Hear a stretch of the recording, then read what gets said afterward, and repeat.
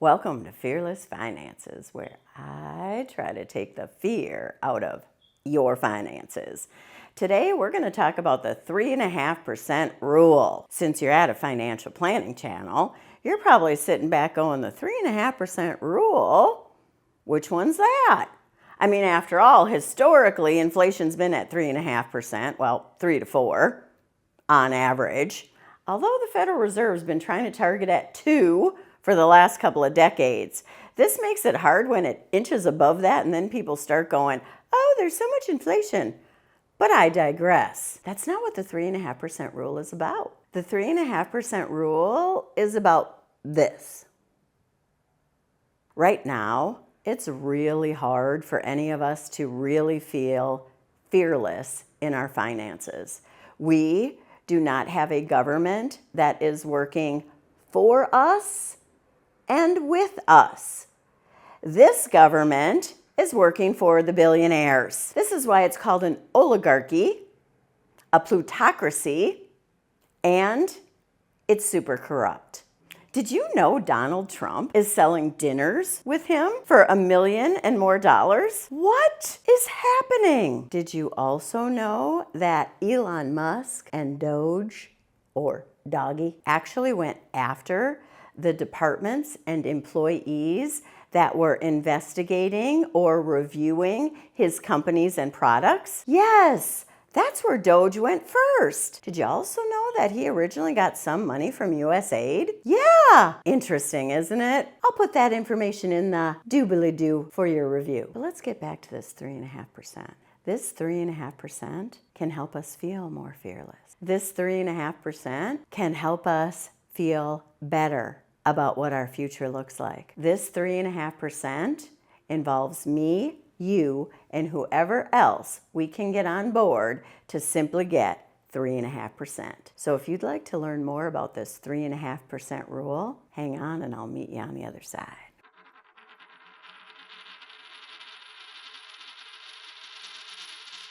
Here's the 3.5% I'm referring to. If just 3.5% of us take to the streets in non-violent protest, we can change the world. That's what they say. That's what this article says. And you know what? This is what's been proven. In 1986, when Filipinos protested, the Marcos regime folded in 4 days. 3.5%. In 2003, in the Rose Revolution, protesters stormed Parliament holding flowers in their hands. 3.5%. In 2019, the presidents of Sudan and Algeria both announced they would step aside after decades in office, thanks to peaceful campaigns of resistance. And you don't believe me? Watch this. People right now are in Budapest by the tens of thousands telling Orban to resign. Watch this.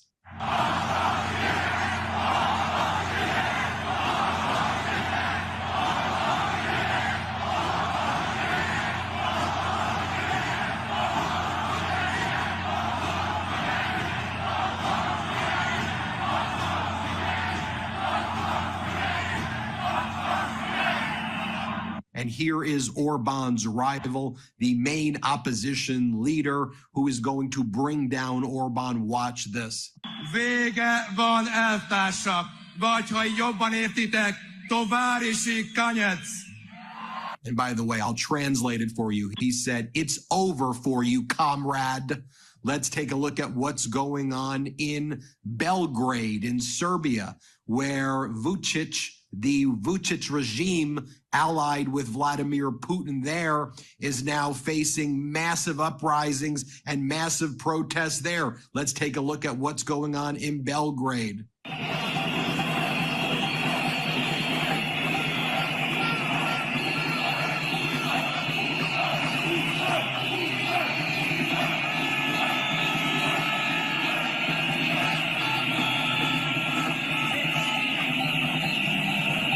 Now, they say tens of thousands. It looks like hundreds of thousands of people to me. And I think this is foreshadowing what I've said is going to happen, which I call it the summer of democracy here in the United States. This is the movement we need to begin.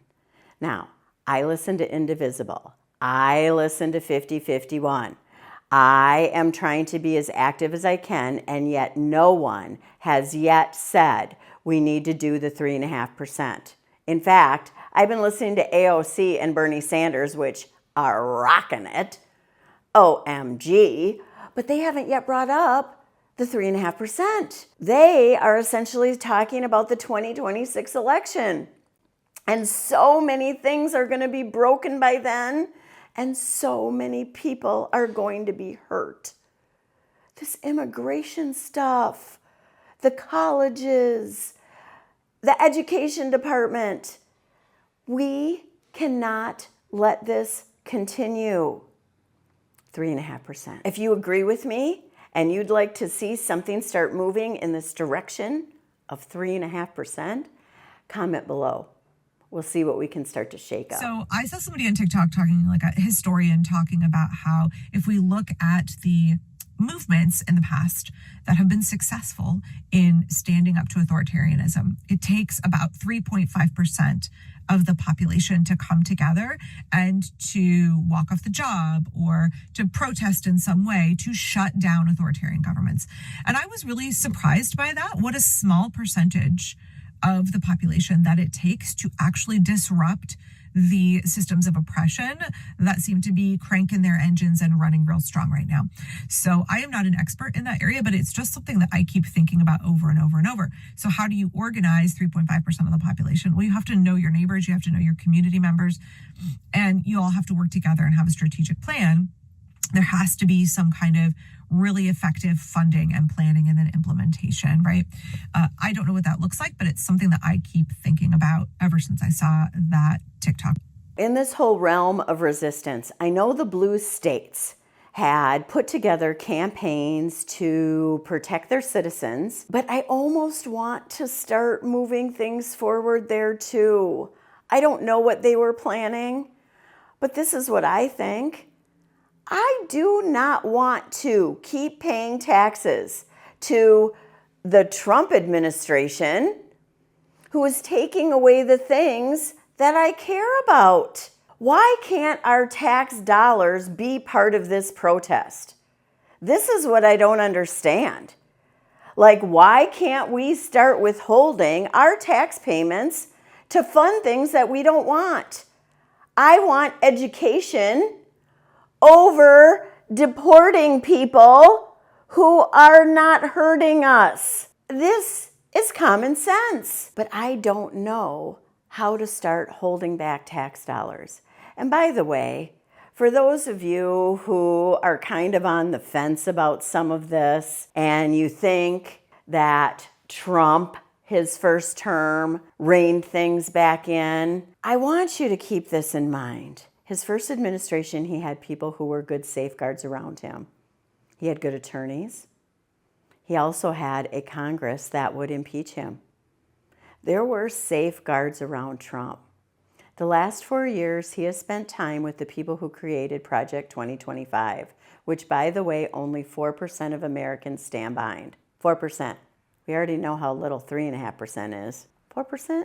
Not much bigger. And they had a whole blueprint of how they would take over the government, take away a lot of things that Americans want and need from their government. Remember, only 4% supported it. The other 96% of us will then have to suffer through a dictatorship, a tyrannical dictatorship. They have a blueprint, they have a plan, and they've been exercising it. I'm super sorry to interrupt, but if you're liking this content, I would really appreciate it if you could subscribe.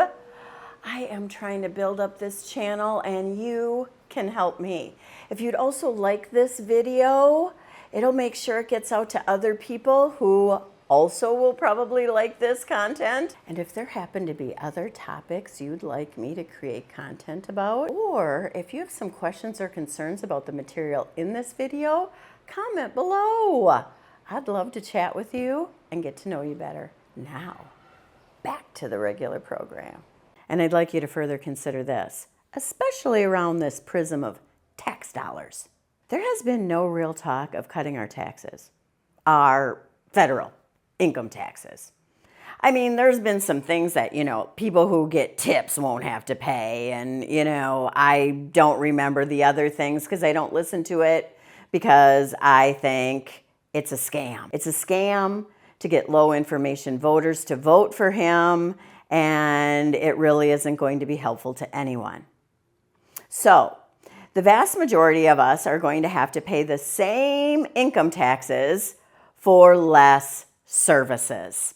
And the theory is the states will take over these services. Here, FEMA, cut. You states take care of it. Department of Education, cut. You states take care of it. Well, then doesn't this mean that our state income taxes go up? So we're paying the federal government all this tax money for certain stuff, and now our state taxes go up because the states have to pay for the stuff that our federal dollars used to pay for. Are the MAGA people thinking? Because I don't think so. And I'd like you to further consider this, and this gets me back to the blue states. The blue states are the wealthy states.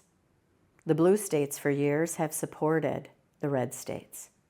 The red states, if they go through with this, will suffer the most.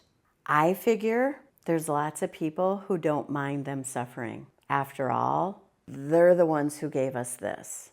And there is part of me that would like to tell every MAGA who is still on board with this, you can have the southern states, and you Trump, and we'll give you a few other tokens. Us blue states are going over here. Adios, amigo. Somehow I don't think Trump would like that very much because he knows that the blue states have the money. And here's my other thought. I have compassion for a lot of the people in those red states, the poor and the impoverished, that the red states have not taken good care of, who have not provided an adequate education so that they understood the dynamics of the consequences of some of these elections, and instead listen to lies from the current administration. Now, some of the rich people in Texas, the oil barons and all of that, yeah, don't care. Y'all are the ones who did this. But let me show you two videos. One is a woman in Texas, the other is a woman in Virginia. And both of these women, regardless of who they voted for, to me, represent the people in the red states that we should help. Meet Chantel Jacob.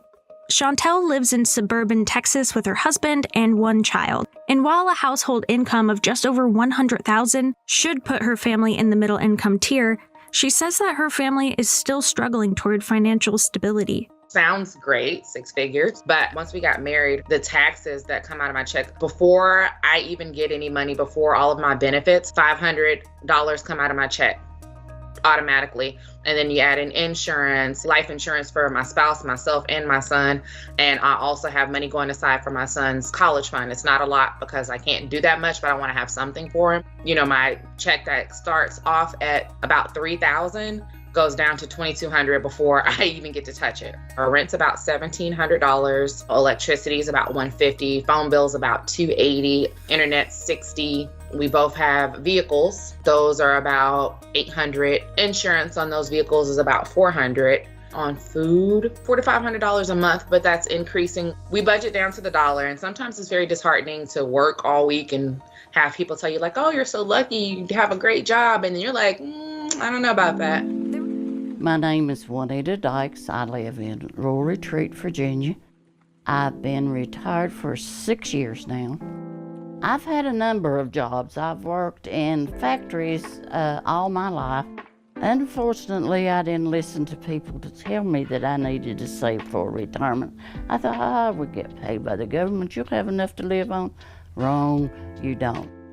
I get $1,574 from Social Security. I get $631 from my pension. You pay all your bills, car payment, all your utilities, all your insurance, all that together. It just don't add up. I don't have no savings. I'm probably in the red at the bank before you write a check and then you don't have nothing to cover it. Then when you get your next check, all that extra money comes out. None of us deserve what the Republicans have been doing. The Republicans have been putting forth a tax code since 1980 that essentially taxed the middle class more and gave the rich a tax break. This created the national debt that we have. Yes, indeedy. The women in these videos, you and I and everyone else, didn't deserve this. I think it's time we take our country back. It just takes 3.5%. And in my opinion, we got the best people on our team. Because after all, we've got a little bit of compassion. If you'd like to know a little bit more about what's happening with this whole Trump recession that they're making, I suggest you click this window and I'll see you over there.